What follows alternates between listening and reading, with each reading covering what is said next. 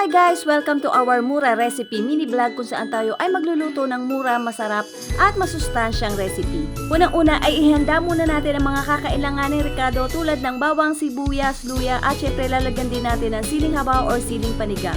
Pagkatapos nating ihanda lahat ng ingredients ay magprito naman tayo ng isda. Pero syempre kailangan linisin muna natin ang isda bago natin iprito.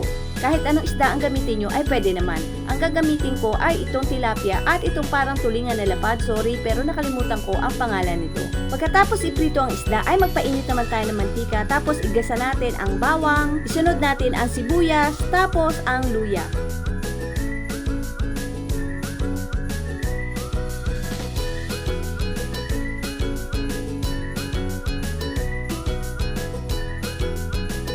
Igisa lang natin mabuti, pagkatapos ay lagyan natin ng konting toyo. Tansyahin nyo na lang kung gaano kadami ang toyo. Siguro mga 1½ tablespoon.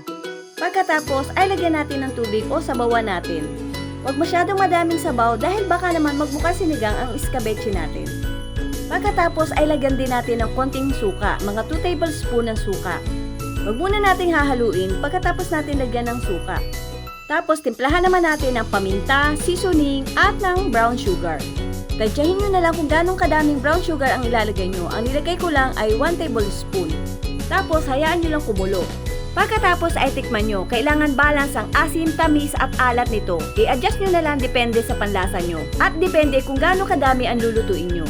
Pagkatapos ay pwede nyo nang ilagay ang siling panigang or siling haba at isunod ang isda.